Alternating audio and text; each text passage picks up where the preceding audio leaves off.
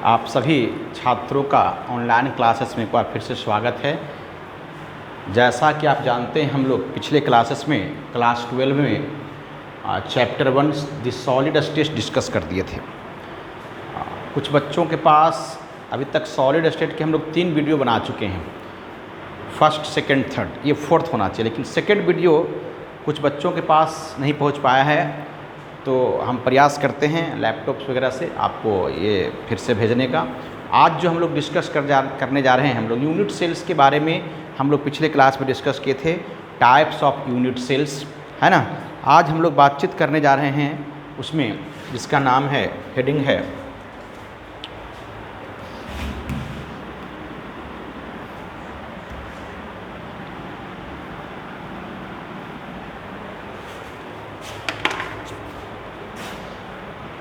ये बुक लेगा, बुक बस ढेर सारा।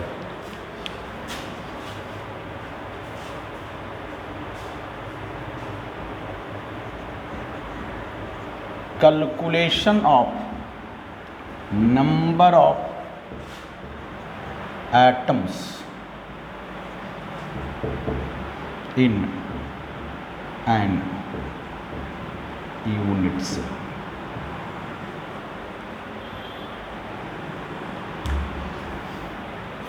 Calculation of number of atom in an unit cell. और भी सबसे पहले हम लोग बात करते हैं number 1, in case of simple या primitive unit cell. In case of simple oblique primitive unit cell, जैसा कि हम लोग पिछले क्लास में डिस्कस किए थे कि सिंपल और क्यूबिक यूनिट सेल में कॉन्स्टिट्यूएंट पार्टिकल या लैटिस पॉइंट सिर्फ कॉर्नर्स पर होते हैं। ध्यान से देखते रहें आप लोग।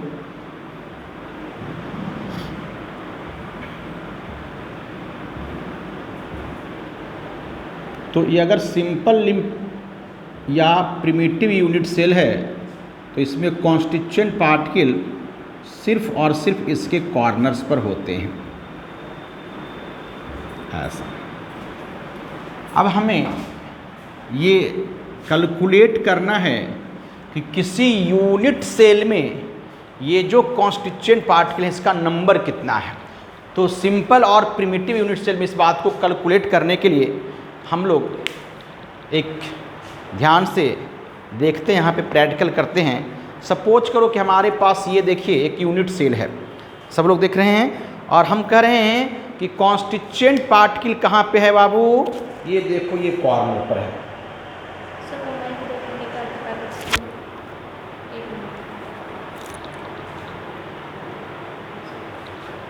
तो ये कॉन्स्टिट्यूएंट पार्टिकल कहाँ पे है, कॉर्नर पर। यहाँ पे कॉन्स्टिट्यूएंट पार्टिकल है। अब हम लोग जानते हैं कि जब सॉलिड स्टेट का निर्माण होता है, इंटायर सॉलिड क्रिस्टल लैटिस बनते हैं, तो ऐसे ऐसे बहुत सारे यूनिट सेल कुछ लेंथ में, कुछ विड्थ में और कुछ हाइट में अरेंज होते हैं। सपोज करो कि हमारे पास ये यूनिट सेल है और ये इसके डेकोरेट होने से, 3 डायमेंशनल अरेंजमेंट होने से इंटायर सॉलिड का निर्माण हो रहा है। जब ये डेकोरेट होगा तो यहाँ से देखो ध्यान से, यहाँ जाओ, तो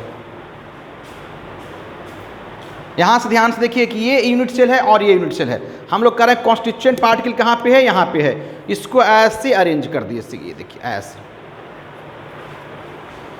ऐसे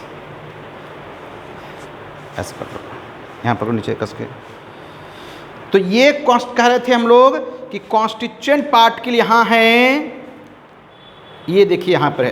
तो एक ही कॉन्स्टिट्यूएंट पार्टिकल इसके लिए भी काम कर रहा है, इसके लिए भी काम कर रहा है। इस यूनिट सेल के लिए भी एक कॉन्स्टिट्यूएंट पार्टिकल काम कर रहा है और इस यूनिट सेल के लिए कॉन्स्टिट्यूएंट पार्टिकल काम कर रहा है।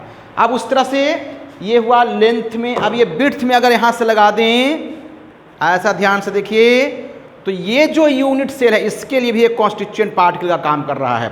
एक और यहाँ लगा दें, ऐसा देखो ध्यान से बाबू, ऐसे लगा दें। ये देखिए, ये जो चारों बुक हम लोग यूनिट सेल अरेंज किए हैं, इसमें यहाँ पर एक ही कॉन्स्टिट्यूएंट पार्टिकल कॉर्नर पर है और ये चारों कॉर्नर जो आपस में जुड़े हुए हैं उसके लिए कॉन्स्टिट्यूएंट पार्टिकल का काम कर रहे हैं। तो ये एक लेयर में ऐसा हुआ। अब इसके अप रखोगे तब भी वो टच करेगा, यानी 4 ये बॉटम लेयर और 4 फर्स्ट लेयर, यानी टोटल 8 यूनिट सेल के लिए ये कॉन्स्टिट्यूएंट पार्टिकल काम करेगा।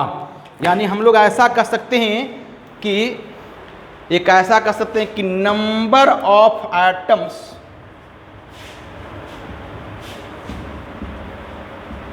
present at the corners,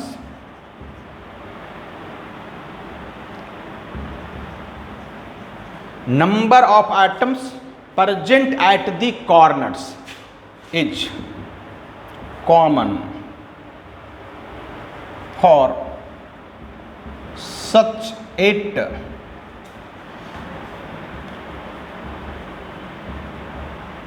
neighbors unit cell in the crystal lattice। जब ये यूनिट सेल आपस में डेकोरेट होकर क्रिस्टल लैटिस का निर्माण करते हैं तो यहाँ पे जो कॉन्स्टिट्यूएंट पार्टिकल है प्रत्येक कॉर्नर पर, तो ऐसे ऐसे 8 यूनिट सेल के लिए कॉमन है। यानी एक जगह पर एक यूनिट सेल में इसका हिस्सा कितना हुआ भाई, 1/8। तो हम लोग कह सकते हैं कि इसलिए नंबर ऑफ एटम्स कहाँ पे, in primitive unit cell. Primitive unit cell में नंबर ऑफ एटम कितने होंगे बाबू, तो एक जगह पे 8वां भाग है 1/8 और ऐसे ऐसे 8 टाइम्स हैं, 8 कॉर्नर पर हैं।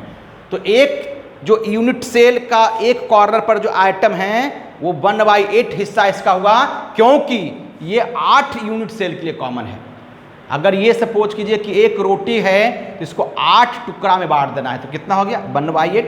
तो 1 यूनिट सेल में यहाँ पे जो कॉन्स्टिट्यूएंट पार्टिकल है लैटिस पॉइंट है, ऐसे ऐसे 8 यूनिट सेल के लिए कॉमन है, क्योंकि एक यूनिट सेल इधर रखोगे तो उसके कॉर्नर को टच करेगा, एक इधर रखोगे तो उसके कॉर्नर टच करेगा, एक इधर रखोगे एक, तो एक लेयर में 4, फिर दूसरे लेयर में 4, यानी 8 यूनिट सेल के लिए ये लैटिस पॉइंट कॉन्स्टिट्यूएंट पार्टिकल का काम कर रहा है। तो एक यूनिट सेल में इसका हिस्सा कितना हुआ 1/8, लेकिन ऐसे ऐसे 8 जगह पर है, यानी यहाँ पर नंबर ऑफ आइटम कितने हो गए 1, है ना।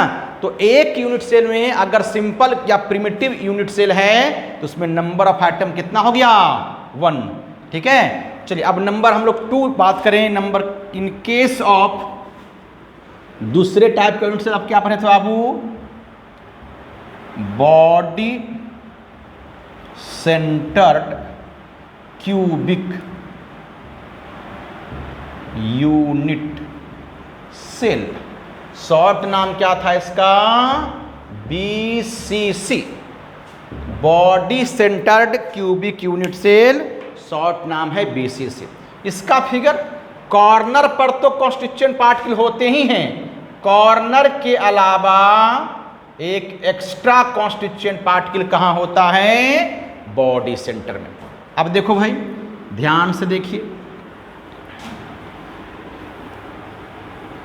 अब यहाँ पे 2 जगहों पर यूनिट ये कॉन्स्टिट्यूएंट पार्टिकल लैटिस पॉइंट हैं, एक तो कॉर्नर पे प्रत्येक कॉर्नर और दूसरा इस यूनिट सेल के बॉडी सेंटर में। तो यहाँ पे हम लोग कैसे कैलकुलेट करेंगे number of atom, number of atoms at corners पहले निकाल लीजिए। कॉर्नर्स पे तभी निकाले थे कि एक जगह पे 1/8, ऐसे ऐसे 8 जगहों पे कॉन्स्टिट्यूएंट पार्टिकल या लैटिस पॉइंट कहीं होता है, तो ये कितना हो गया 1, कॉर्नर पर 1 हुआ। अब यहाँ पे बॉडी सेंटर में कैसे कितना होगा भाई, वो किसके लिए शेयर करेगा, ये हमारे पास एक यूनिट सेल है, देख रहे हैं, ये बताए थे कि ये सब कॉर्नर होते हैं। तो किसी भी यूनिट सेल का बॉडी सेंटर कहाँ होता है, ठीक इसके बीच में अंदर इंटरनली। मान लेते हैं कि बॉडी सेंटर यहाँ है, यहाँ पर देखिए ये लैटिस पॉइंट जो है ये इसको दिखा देना ऐसे, ये किताब को बंद कर लीजिए ऐसे, ऐसे देखो बंद कर लिए। अब ये लैटिस पॉइंट किताब के अंदर बॉडी सेंटर में है। अब कोई यूनिट सेल अगर अरेंज करोगे इधर इधर इधर इधर कहीं भी, तो क्या उस लैटिस पॉइंट को टच करेगा? कभी नहीं। जो लैटिस पॉइंट बॉडी सेंटर पर है, कोई भी दूसरा यूनिट सेल उसको टच नहीं कर सकता है। यानी जो लैटिस पॉइंट बॉडी सेंटर पर है, उस लैटिस पॉइंट पर सिर्फ और सिर्फ एक ही यूनिट सेल का अधिकार है। यानी कहने का मतलब कि ये फुल्ली का फुल्ली सिर्फ इसी का है कि नहीं? ये किसी के साथ शेयर नहीं किया, कॉमन नहीं हुआ, यानी एक इसका पूरा का पूरा हिस्सा इसी यूनिट सेल के लिए है। यानी हम लोग कह सकते हैं and number of atoms at कहाँ? बॉडी सेंटर, है ना? इस बॉडी सेंटर पर एटम कितना है बाबू? 1, है ना? 1। तो दोनों को ऐड कर दीजिए, टोटल नंबर ऑफ एटम्स ये कितना हो गया? 2। यानी हम लोग कह सकते हैं कि that is in body centred cubic unit cell number of atoms कहें या कॉन्स्टिट्यूएंट पार्टिकल, इसका कितना वैल्यू हो गया? 2। पहले वाला में सिंपल में 1 था और बीसीसी में कितना हो गया? 2। चलिए अब हम लोग 3 की बात करें। नंबर 3,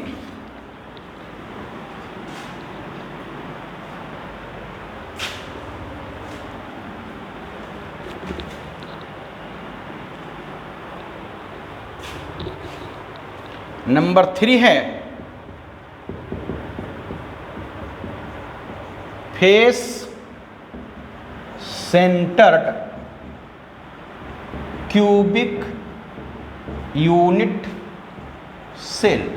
शॉर्ट नाम क्या है?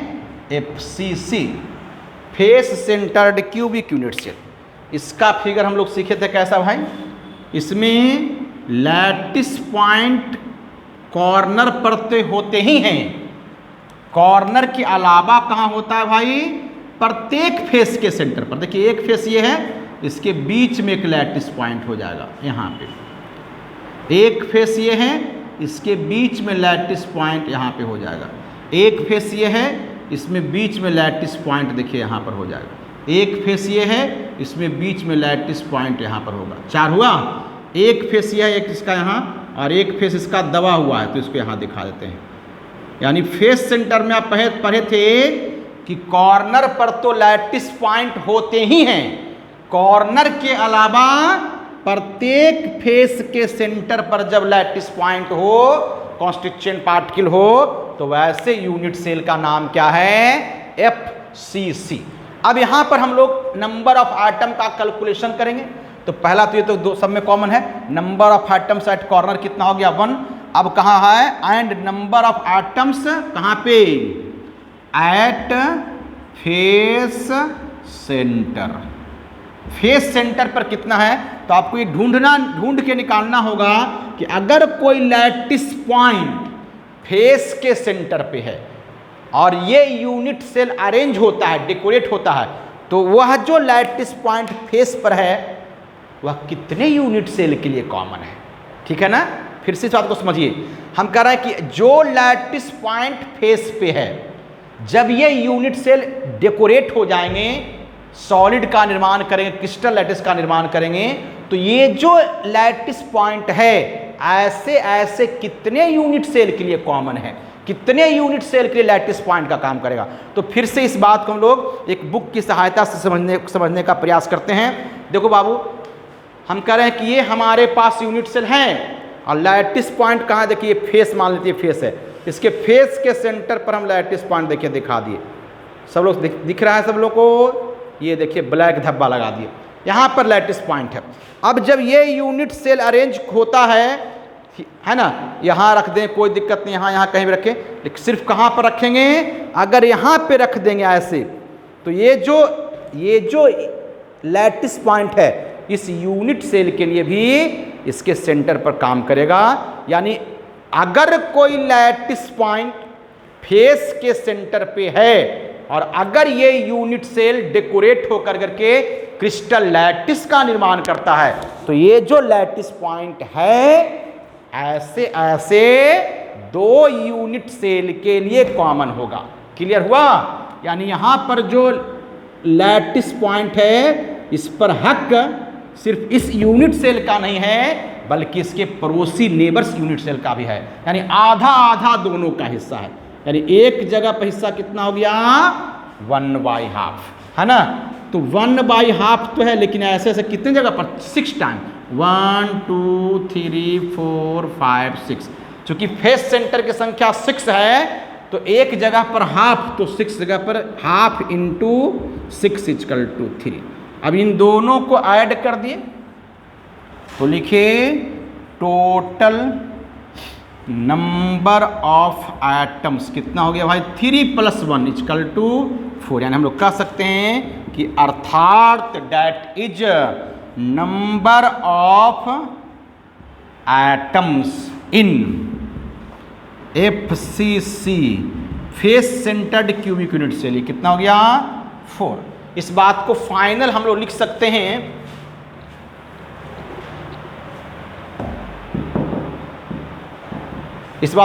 लिख सकते हैं कि दैट इज नंबर 1 है फॉर सिंपल क्यूबिक या प्रिमिटिव यूनिट सेल, है ना। इसको हम लोग नंबर ऑफ एटम को जेड से इंडिकेट करते हैं।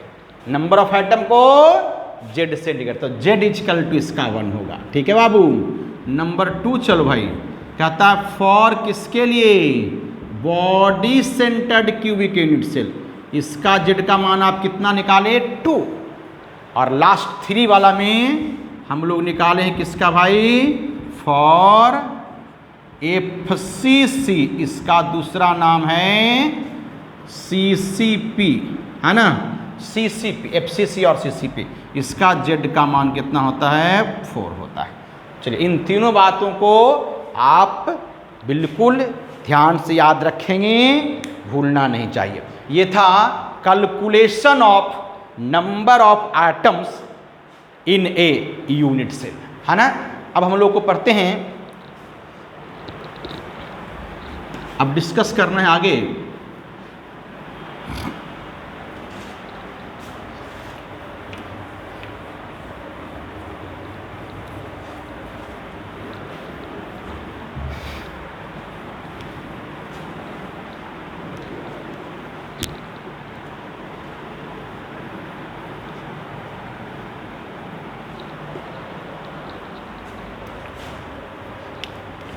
पढ़ना है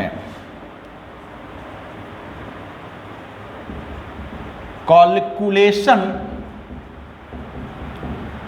involving unit cell dimension. Calculation involving unit cell dimension, है ना। चलिए भाई, हम लोग मान लेते हैं कि हमारे पास एक ऐसा यूनिट सेल है, क्यूबिक यूनिट सेल है। क्यूबिक मतलब सारे जो साइड हैं इसके, सारे जो भुजा हैं वो क्यूबिक में बराबर होते हैं। चलो इसके साइड को हम लोग A मान लेते हैं, है कि नहीं। यहाँ लिख ही देते हैं कि let side of cubic unit cell = क्या हो गया बाबू? A। आप जानते हैं कि क्यूब का वॉल्यूम क्या होता है? Volume of cubic unit cell. अगर कोई क्यूबिक शेप का सब्सटेंस है तो उसका वॉल्यूम होता है साइड का क्यूब, AQ। लिख दिए। अब चलिए, अब हम लोग ऐसा मान लेते हैं कि इसमें इस यूनिट सेल में बहुत सारे कॉन्स्टिट्यूएंट पार्टिकल हैं जो अरेंज हैं। It may be at the corner और may be any other portions of the unit cells, corner के अलावा, है ना। तो हम लोग मान लेते हैं कि इसमें एक लैटिस पॉइंट जो है, एक एटम का मास कितना है? Small m। हम लोग ऐसा लिख लेते हैं कि let mass of an atom, mass of an atom, है ना, इक्वल टू स्मॉल एम। एक एटम का मास स्मॉल एम है और ऐसे ऐसे बहुत सारे एटम हैं जिसको हम लोग जेड से इंडिकेट कर रहे हैं। तो इसलिए total mass of atoms in unit cell. Unit cell में जितने सारे एटम हैं सभी का मास, तो एक एटम का मास देखो आप वो स्मॉल एम है और नंबर ऑफ एटम को जेड से इंडिकेट करते हैं, तो जेड से गुना कर दे तो जेड इंटू एम, ये किसका हो जाएगा? टोटल मास हो जाएगा। फिर से समझिए, एक एटम का मास एम है और ऐसे ऐसे इसमें नंबर ऑफ एटम कितने हैं? जेड हैं। तो एक एटम का मास स्मॉल एम, तो जेड एटम का मास जेड इंटू एम हो गया। बात समझ आ रहा है? अच्छा, तो ये मास निकल गया और ये आपका वॉल्यूम निकल गया। तो इसलिए density of cubic unit cell, density of cubic unit cell कैसे निकालेंगे? डेंसिटी का तो mass of cubic unit cell पढ़ें आप, मास बाय डेंसिटी, है ना? नहीं, mass by volume, density equal to mass by volume, तो volume of cubic unit cell. चलो बाबू, मास कितना है? M into Z, M Z. Volume कितना निकाल लिया आपने? A cube, M Z by A cube. अच्छा, अब हम लोग अगर ऐसा माने, ध्यान से देखते रहिए, इसको डी कर दीजिए, डेंसिटी को डी से इंडिकेट कीजिए। ऐसा हम लोग ऐसा मान दें कि let molar mass of element, है ना, जिस एलिमेंट से मिलकर के बना क्यूबिक, ये लैटिस पॉइंट के रूप में जो जिस जोन एलिमेंट है उसका मोलर मास को हम लोग क्या लिखते हैं? एम है।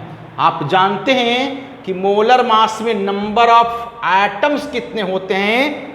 तो एक मोल मतलब Na एटम्स होते हैं, है ना।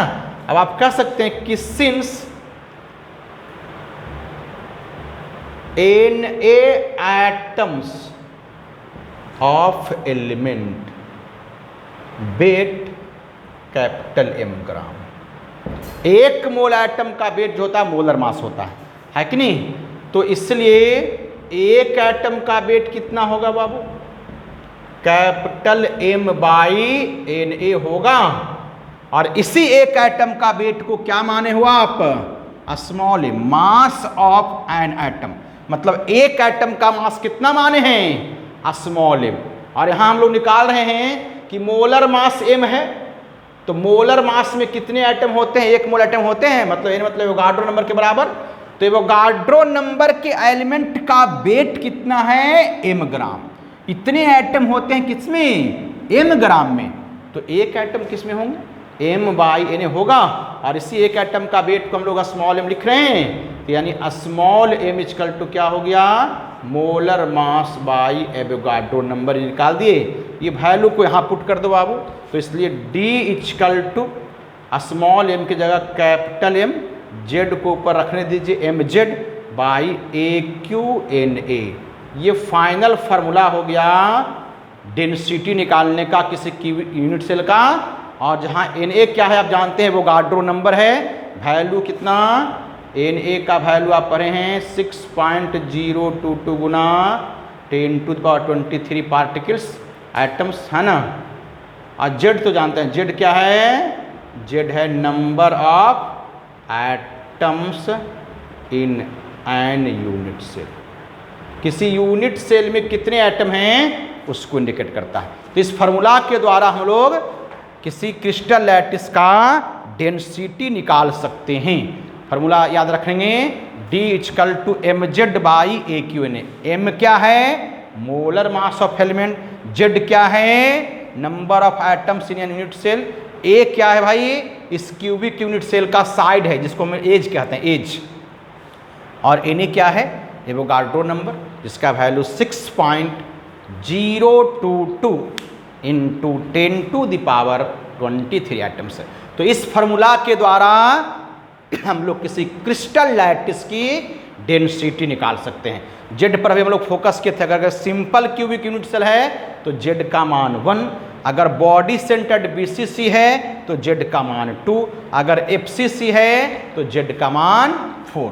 तो इस फार्मूला से हम लोग कई सवाल ये जो है मुख्य यही फार्मूला है सॉलिड स्टेट का, जो मेन फार्मूला है जिससे हम लोग को सवाल बनाना यही है, D = mz बाई AQNA। इसको फार्मूला को खूब याद रखेंगे, D = mz बाई AQNA। इस फार्मूला के द्वारा हम लोग सवाल को बना सकते हैं। अब हम लोग बातचीत करें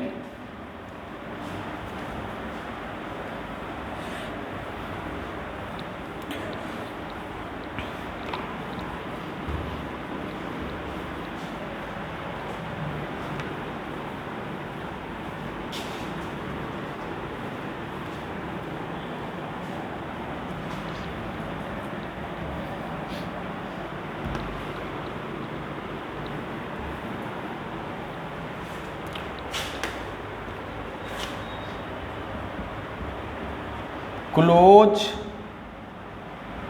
पैक्ड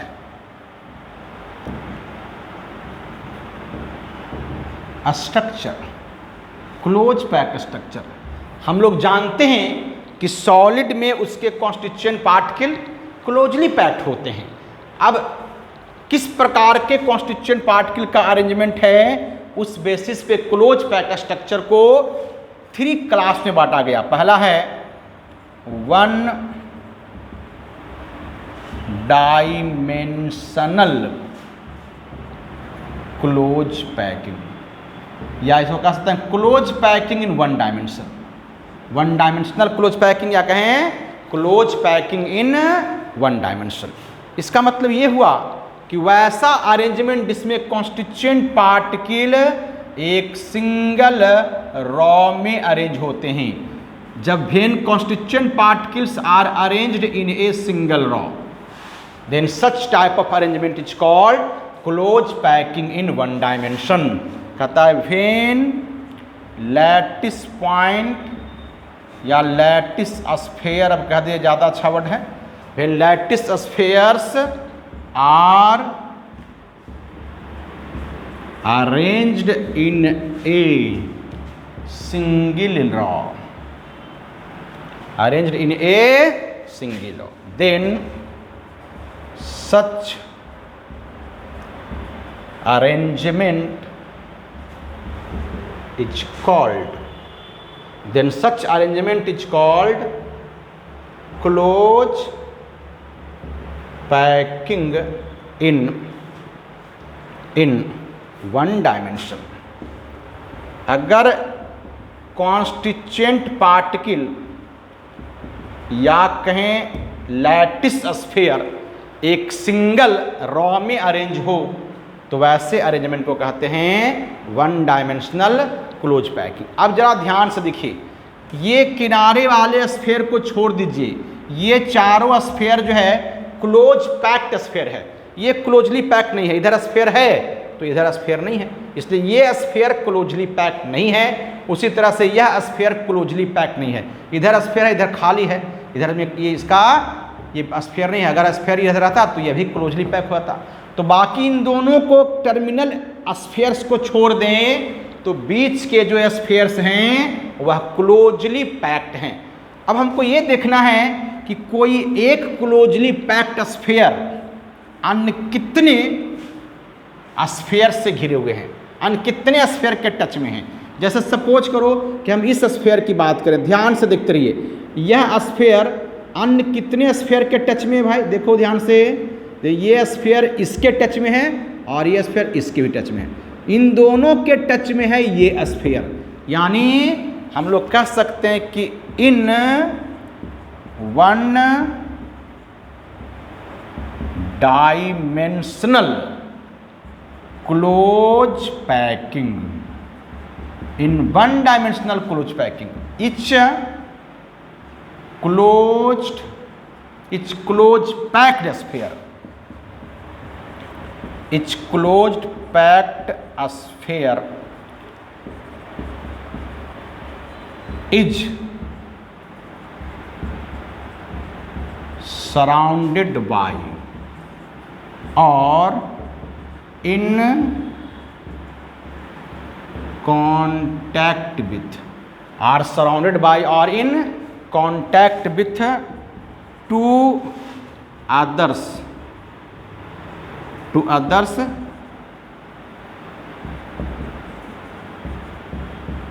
नेबर्स स्फीयर्स। दो अनप्रोसी स्फीयर के टच में हैं, एक क्लोज पैक्ड स्फीयर अन्य दो पड़ोसी स्फीयर के टच में होता है, और इसी कारण हेंस कोऑर्डिनेशन नंबर। तो इस तरह के अरेंजमेंट में कोऑर्डिनेशन नंबर इक्वल टू कितना होता है? 2। कोऑर्डिनेशन नंबर कहते हैं जब कॉन्स्टिट्यूएंट पार्टिकल को लैटिस स्फीयर को अरेंज करते हैं तो एक स्फीयर अन्य कितने स्फीयर से सराउंडेड है, अन्य कितने स्फीयर से के टच में है, वह कहलाता है उसका कोऑर्डिनेशन नंबर। तो चूंकि वन डायमेंशनल क्लोज पैकिंग में कोई भी, जैसे इसकी भी बात करें अगर हम लोग, सपोज करो यहाँ देखें ध्यान से, तो यह भी स्फीयर इसके और इसके टच में है, इसकी बात करें तो यह भी स्फीयर इसके टच में है। तो कोई भी क्लोज्ड पैक्ड स्फीयर अन्य दो स्फीयर के कांटेक्ट में है, टच में है, इसलिए हम लोग कह सकते हैं कि close packing in one dimension में कोऑर्डिनेशन नंबर कितना होता है? 2 होता है। सेकेंड जो क्लोज पैकिंग का टाइप है उसका नाम है 2 डायमेंशनल क्लोज पैकिंग। इसमें क्या होते हैं कि स्फीयर्स दो डिफरेंट रॉ में अरेंज होते हैं। इसमें स्फीयर्स जो होते हैं दो डिफरेंट रॉ में अरेंज होते हैं। करा कि इन 2 डायमेंशनल क्लोज पैकिंग, है ना, spheres are arranged in 2 different Ross.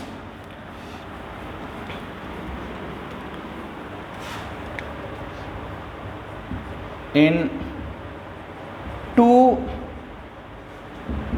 dimensional close packing, spheres are arranged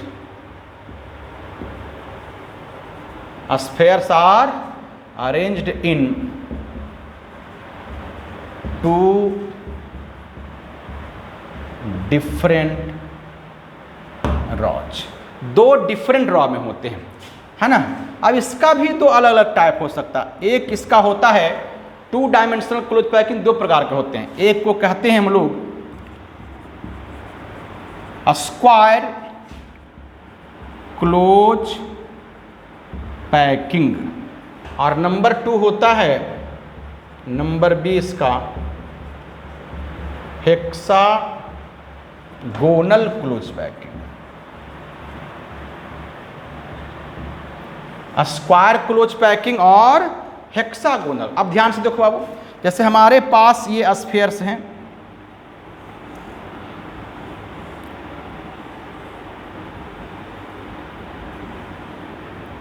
चलो ऐसा। अब ठीक इसके वर्टिकली अपवर्ड सेकेंड रॉ का स्फीयर ऐसा हो, फर्स्ट रॉ या के स्फीयर के ठीक वर्टिकली अपवर्ड कौन हो? सेकेंड रॉ का स्फीयर ऐसा। तो इस प्रकार के अरेंजमेंट को हम लोग कहते हैं स्क्वायर क्लोज पैकिंग 2 डायमेंशन। क्यों ऐसा कहते हैं? किसी भी क्लोज पैक्ड स्फीयर की बात करें, इसमें एक कोई किसी को ले लो, मान लेते हैं कि हम लोग इसकी बात करते हैं। देखो इसको डार्क से दिखा दे रहे हैं, ध्यान से देखते रहिए। इस स्फीयर को हम लोग देखना चाहते हैं कि ये स्फीयर अन्य कितने स्फीयर के टच में है, और उसी से कोऑर्डिनेशन नंबर पता चलेगा। देखो बात ध्यान से, ये स्फीयर इसके टच में है, इसके सेंटर को देखो डॉट लगा दिए। ये स्फीयर इसके भी टच में है ना। ये स्फीयर इसके टच में नहीं है, देखिए यहाँ से इसको टच नहीं कर रहा, ये भी नहीं टच कर रहा, ये देखिए टच कर रहा ऐसा। इसके बाद ये नहीं बल्कि ये टच कर रहा है ना। तो ये जो क्लोज पैक्ड स्फीयर है अन्य 4 स्फीयर के टच में है, इसलिए इसका कोऑर्डिनेशन नंबर 4 हो गया। और इन चारों स्फीयर के अगर सेंटर पॉइंट को हम लोग मिला दें तो ये एक स्क्वायर का निर्माण हो गया है। इसलिए इस तरह के क्लोज पैकिंग को कहते हैं square close packing in 2 dimension. और यहाँ पे एक क्लोज स्फीयर अन्य 4 स्फीयर के टच में है, 4 स्फीयर के टच में है, तो यहाँ पे इसका कोऑर्डिनेशन नंबर जो होता है वो 4 होता है। अब इस प्रकार के अरेंजमेंट को स्पेशल नाम है, इसको अगर हम लोग ए टाइप के अरेंजमेंट कहेंगे एटम का, तो यह भी ए ही टाइप का है और यह भी ए ही टाइप का है। इस जो स्क्वायर क्लोज पैकिंग है, इस अरेंजमेंट को हम लोग कहते हैं ए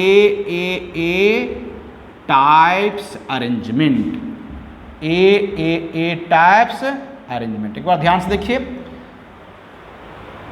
when spheres of second row and third row arranged in such a way that, है ना, it is vertically to the first row. अगर फर्स्ट रॉ के वर्टिकली अपवर्ड हो सेकेंड रॉ और थर्ड रॉ के स्फीयर, तो ऐसे अरेंजमेंट को कहते हैं square close packing in 2 dimension. इस केस में क्या होता है, in that cases each closed packed sphere is surrounded by 4 others neighboring sphere, 4 other neighbors. That means in case of a square close packing, coordination number कितना हो गया अब 4। क्यों लिखे 4? क्योंकि ये स्फीयर अन्य 4 स्फीयर के टच में है। अब कहता है कि अगर इसमें एक रॉ के स्फीयर्स को हम लोग ए टाइप का अरेंजमेंट कहते हैं, तो इसके इस सेकेंड रॉ के स्फीयर को भी ए कहेंगे, थर्ड रॉ के भी स्फीयर्स को ए कहेंगे। यानी इस तरह के स्क्वायर क्लोज पैकिंग के जो अरेंजमेंट हैं उसको हम लोग ए टाइप्स अरेंजमेंट कहते हैं। अब चलिए हेक्सागोनल क्लोज पैकिंग, इसमें क्या होता है, जैसे देखिए ये स्फीयर्स है फर्स्ट रॉ का,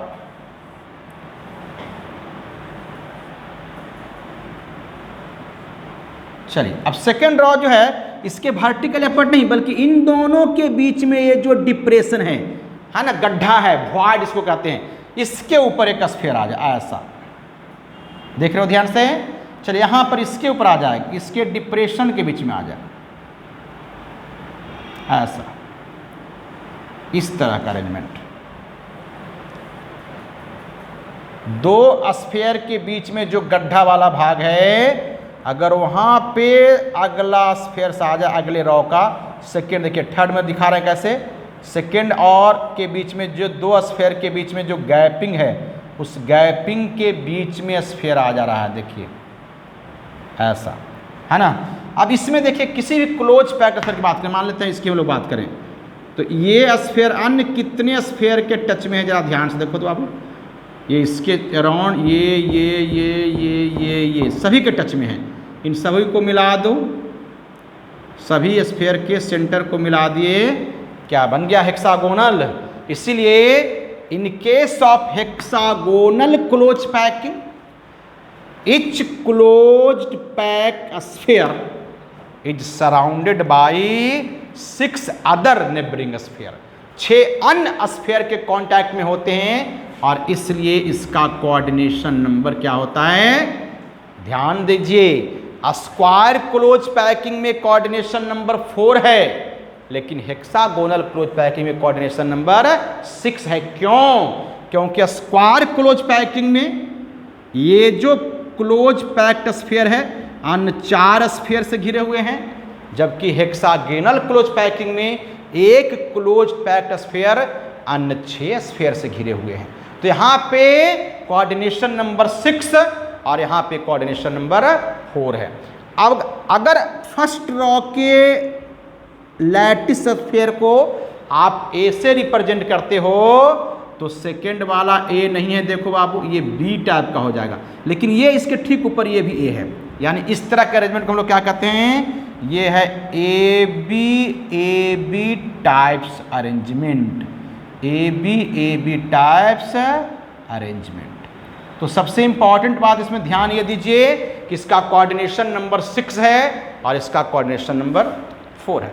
अब ये बात कहना है कि इन दोनों में से स्क्वायर क्लोज पैकिंग 2 डायमेंशन और हेक्सागोनल क्लोज पैकिंग 2 डायमेंशन, इन दोनों में से ज़्यादा इफिशिएंट कौन है, किस केस में कॉन्स्टिट्यूएंट पार्टिकल का अरेंजमेंट ज़्यादा कम्पैक्ट है, किस केस में कॉन्स्टिट्यूएंट पार्टिकल अरेंजमेंट ज़्यादा कम्पैक्ट है। तो यहाँ पर एक स्फीयर के अराउंड 4 स्फीयर हैं और यहाँ पर एक स्फीयर के अराउंड 6 स्फीयर हैं। इसका मतलब कि हेक्सागोनल क्लोज पैकिंग के जो स्फीयर हैं वो ज़्यादा कॉम्पैक्टली अरेंज हैं स्क्वायर क्लोज में, और सॉलिड में क्या चाहिए, कॉन्स्टिट्यूएंट पार्टिकल का अरेंजमेंट कॉम्पैक्टली ही चाहिए। इसका मतलब कि hexagonal close packing is more efficient than the square close packing in 2 dimension because in case of hexagonal close packing there are 6 spheres present around the